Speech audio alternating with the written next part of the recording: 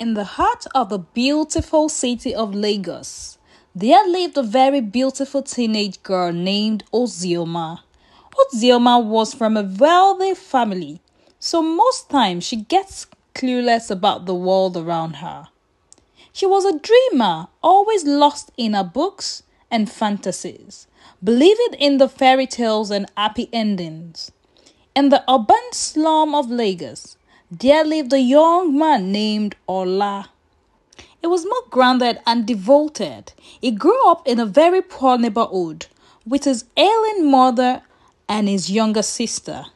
Ola, from a tender age, has always been on the streets of Lagos, hustling and doing petty jobs to put food on the table and to get his mother's prescribed drugs. On one of Ola's hustles on the street, Faith brought him and Ozioma together. Ola was an Uber driver who gave Ozioma a lift to her school, and Ozioma, being the lover girl that she is, she fell for Ola and would always call him to take her to school, even though her compound is filled with luxurious cars and designated drivers ready to drive her. Most times when Ola picks Ozioma, she would always try to make small talks with him, but he would give her a cold shoulder each time. One day, while Ola was driving Ozioma to school early in the morning, Ozioma tried making small talks with Ola again. And this time, he replied and gave her a small smile. Ozioma was so happy throughout that day, she couldn't stop thinking about his smile. And since then, Ozioma began having long and interesting conversations with Ola on every weekdays. One morning, while on the way to school, Ozioma suddenly asked, "Ola, you look really young. Are you not in school?" Ola replied, "There are important things in life than school." Ozioma felt pity for him as she watched his innocent-looking face. That day after school, Ozioma tried to persuade her father to give Ola a job in one of his companies. Her father refused angrily and expressed his concern over his daughter being too close to Ola, the Uber driver. Ozioma stopped talking to her dad about Ola for fear that it would stop her from seeing him altogether. As Ozioma got closer to Ola, she finally got to know more about him and his family. She was heartbroken when she learned about his sick mother and how she had been denied proper treatment in the hospital due to the lack of funds and resources. Because she was really sad about Ola's mother, she would go to his house every weekend to help his sister out with the house chores and not minding the living conditions. And as a monthly allowance can't cover 1/4 of Ola's mother's treatment cost, she could only give his sister some money secretly for his mother's drugs. She knows Ola would refuse if he knew, so she'll do it secretly. One afternoon during the weekend, while Ozioma was in her room preparing to go to Ola's house, she overheard her father talking loudly over the phone. "Ah, yes, that's a big deal. A fantastic deal even. Oh yeah, the pay? You can bring it to my house this evening and I'll send someone over to the bank on Monday. Yes." Ozioma froze for a second as she suddenly got a rash idea. She hurried over to Ola's house and when she got there, checked on his mom and found she was in a worse condition since the last time she saw her. Ozioma suddenly thought about the idea again, and she made up her mind to tell Ola. So she went into his little room, sat him down and went straight to the point. "Let's steal from my dad for your mom's treatment." Ola was shocked. "Yes," Ozioma continued. "Mommy is really in a bad condition. Don't you want her to leave? Or do you think your petty jobs can help her pay her hospital bills?" Ola sighed and replied softly, "There is a better way to get the money than that. I can get the money. I just need to get a good job." "Okay, in how many years? Is it until when your mom dies?" Ola didn't reply, so Ozioma continued. See, Ola, just take it as me borrowing you some money. I mean, my dad wouldn't even know we stole from him. Ola sat there in contemplation. He really needs the money for his mother's medical expenses. As he's been told, she has just 4 months to live if the operation isn't carried out as soon as possible. He didn't want to lose his mom, and he also doesn't want to get the money illegally. But it just seemed that getting the money legally is not working for him. Ola was beginning to consider Ozioma's plan. It's going to be fine, trust me. Ozioma patted his shoulder. And after a short while, Ozioma asked, will you think about it? Ola nodded slowly. That midnight, Ola was still up, tossing and turning on his bed, still thinking about Ozioma's offer. He picked up his phone and dialed the number. She picked after the 4th ring. I'm ready, let's do it. The next day, which was on a Sunday, Ozioma went over to Ola's house, and there they planned everything secretly.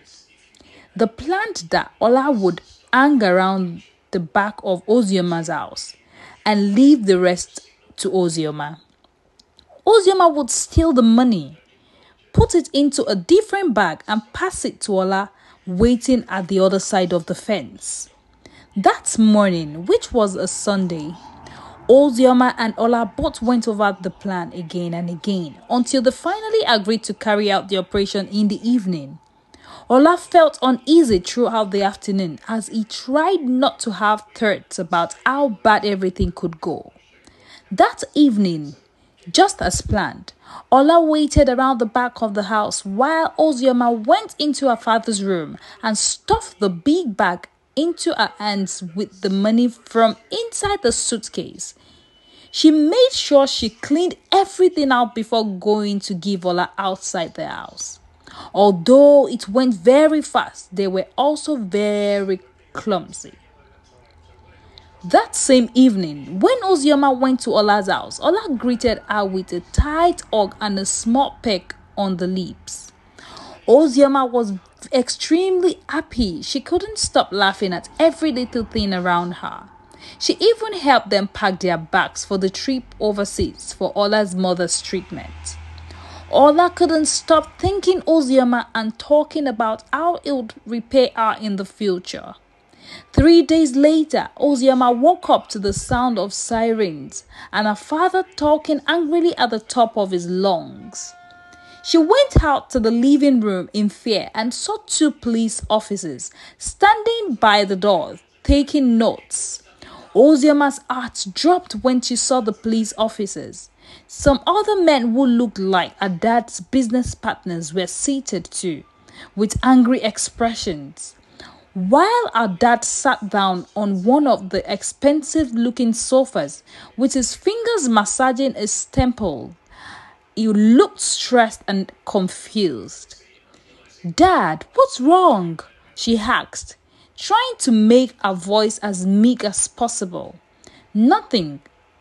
Go get ready for school, her dad warned. Who is she to you, sir? One of the officers asked. My daughter. Ozioma's father replied and warned her again, go get ready for school. Ozioma turned and went straight to her room. She could sense the fear in her father's voice. In her room, she was still feeling uneasy when she saw her dad in handcuffs, being escorted out of the house with his police, while his friends all muttered incoherently with angry expressions. And that was when she started to understand the levity of things. She had thought the money was just another one of her father's many pay, and he wouldn't care so much about it or remember it if she took it. She didn't know he wasn't the sole owner of the money, and he would have to share it among his 2 other friends. In school, Ozioma couldn't concentrate during class, and she had to lie that she wasn't feeling too well, so as to be taken home before the end of school.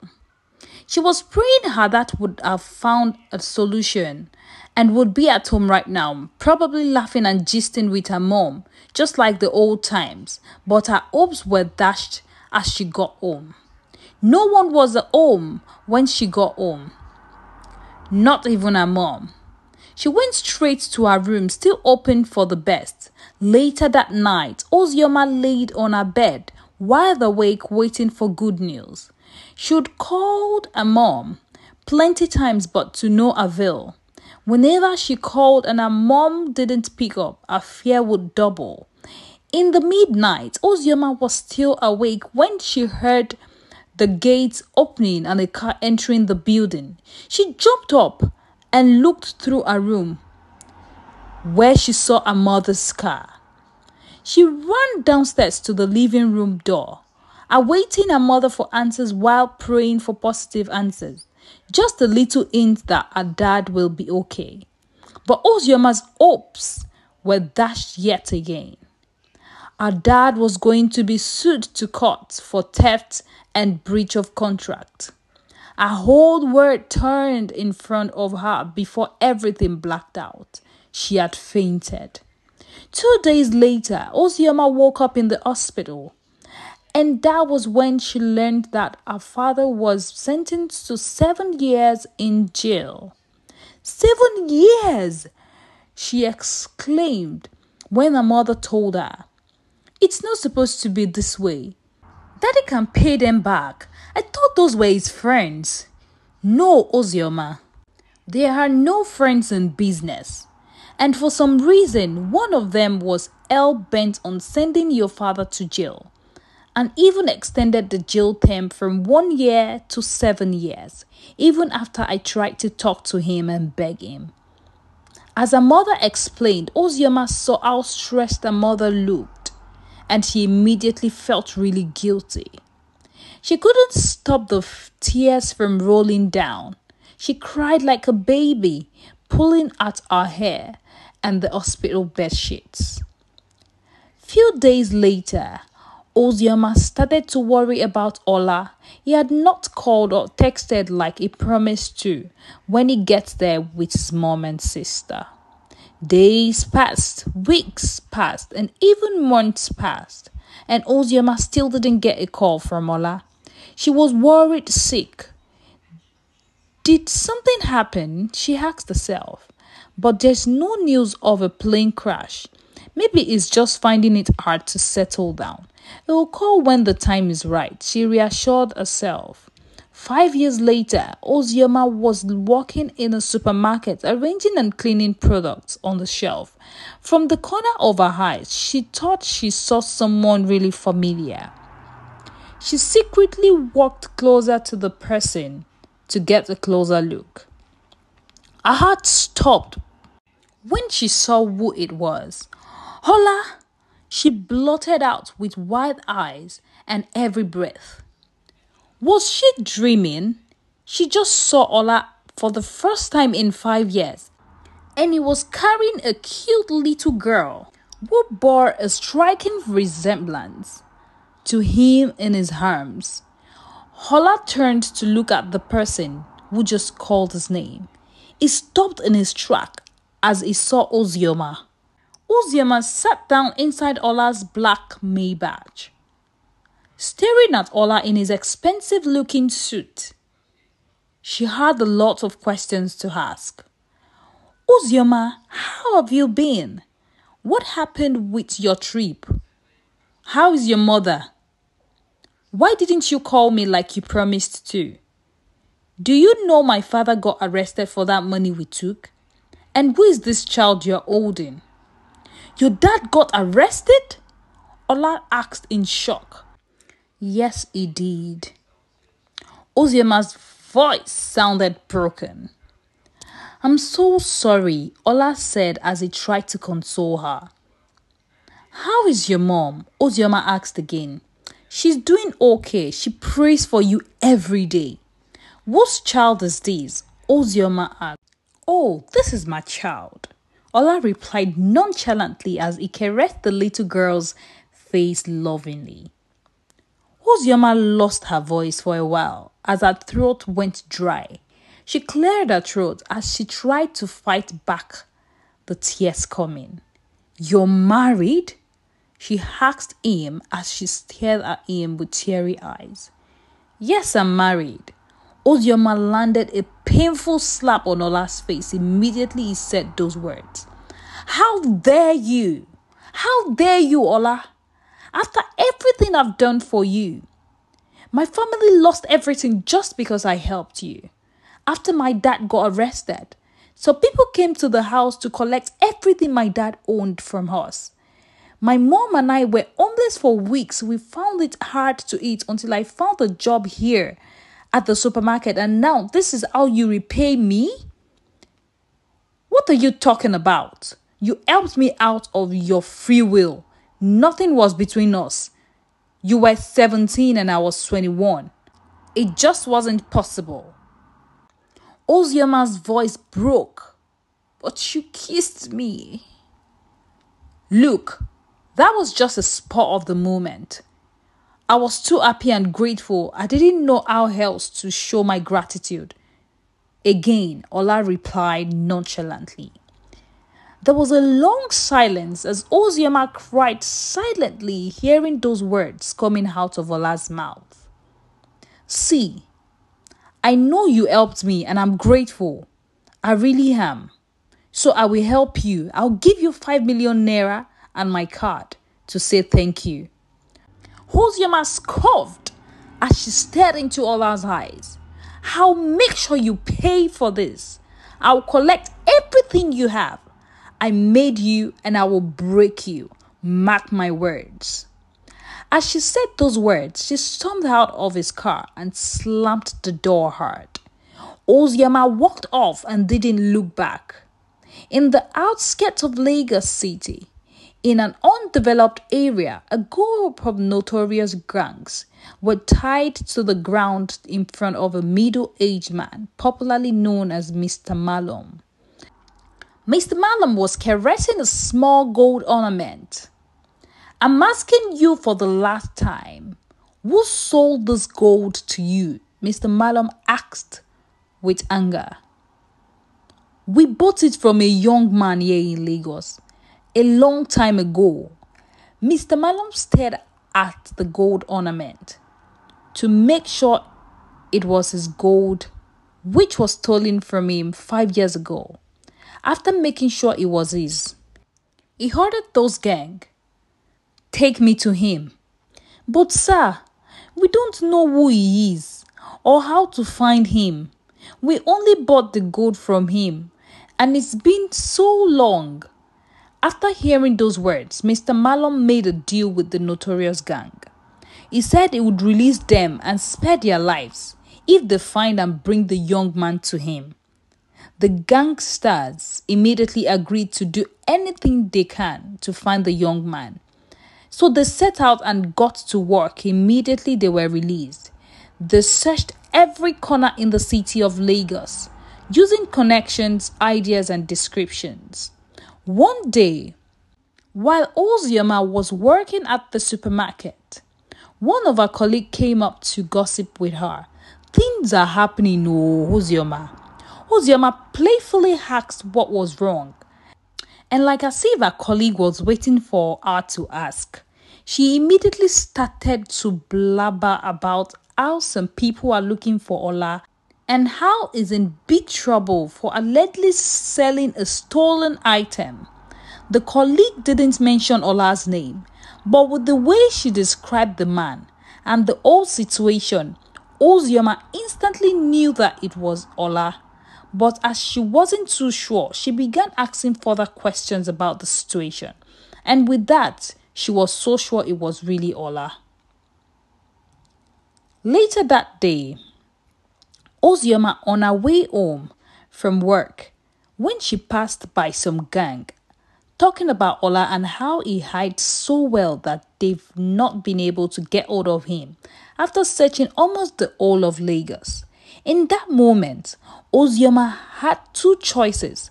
Number one, to go and inform them about how she can help them get hold of Ola out of his hiding place.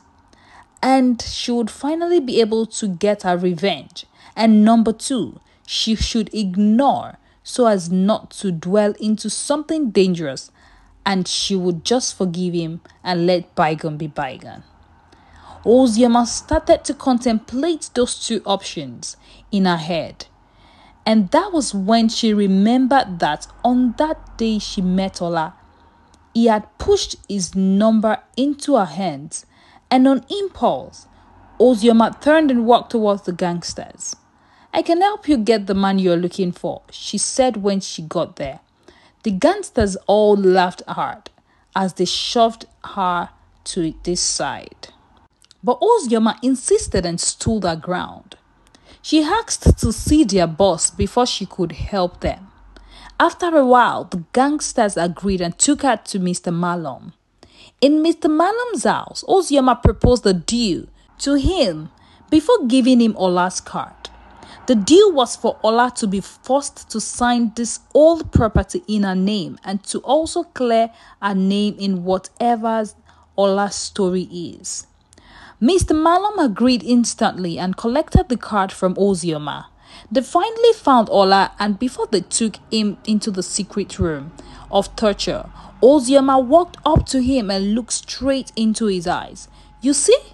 I told you I made you and I will break you," she smirked as they dragged Ola into the dark room. After a few hours of torture, he confessed and said the money Ozioma gave to him had a small pure gold ornament in it.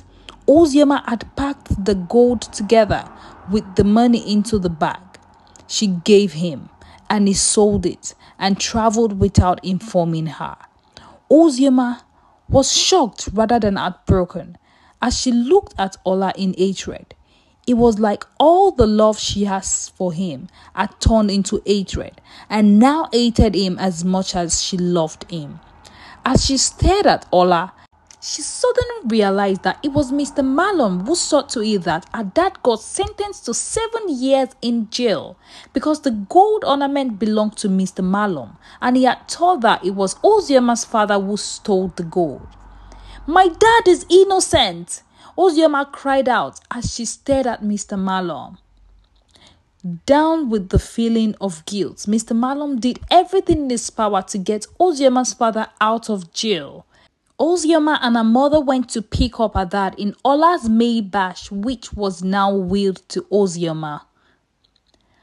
On the way home, Ozioma told her parents everything as she cried and begged her dad with all her heart. She promised to always listen to her parents and not to do anything rational now. She learned a valuable lesson that had changed her perspective on life. As time went on, Ozioma couldn't help but give some money to Ola's wife and child, and also his mother and sister.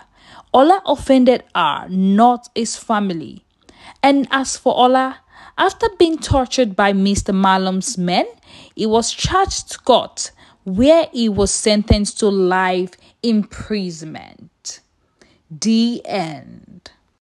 What has this story taught you? What moral have you learned from this story?